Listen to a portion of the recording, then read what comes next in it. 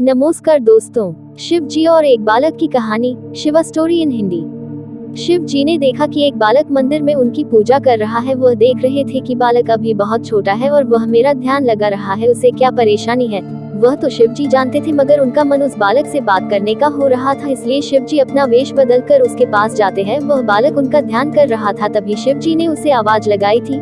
वह बालक देखता है कि एक साधु जी पीछे खड़े हैं। दोस्त की सच्ची कहानी। वो साधु जी कहते हैं कि तुम मुझे बुला रहे हो। बालक कहता है कि मैं तो शिव जी को बुला रहा था, मगर वह अभी तक नहीं आए हैं। यह सुनकर साधु जी कहते हैं कि तुम्हें क्या परेशानी है। वह बालक कहता है कि मेरी माता की तबीयत बहुत खराब है, वह ठीक नहीं हो रही है। मैं शिव जी से यही कह रहा था कि उनकी तबीयत को ठीक कर दो, मगर वह तो मेरे सामने नहीं आ रहे हैं। मैंने तो सुना है कि पूजा करने से सब कुछ हो सकता है, वह मेरी माता को ठीक कर सकते हैं।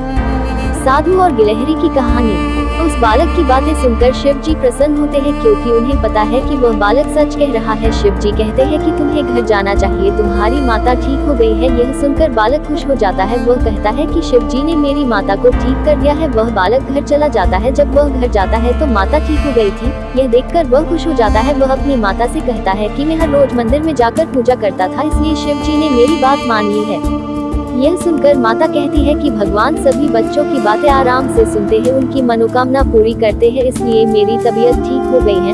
वह लड़का कहता है कि अब से मैं हर रोज शिव जी की पूजा करता रहूंगा। यह सुनकर माता खुश हो जाती है। शिव जी भी उनकी बातें सुनते हैं, वह भी प्रसन्न हो जाते हैं। उसके बाद उस जगह से चले जाते हैं। यह शिव जी की कहानी हमें यही बताती है कि सच्चे मन से की गई पूजा सफल हो जाती है।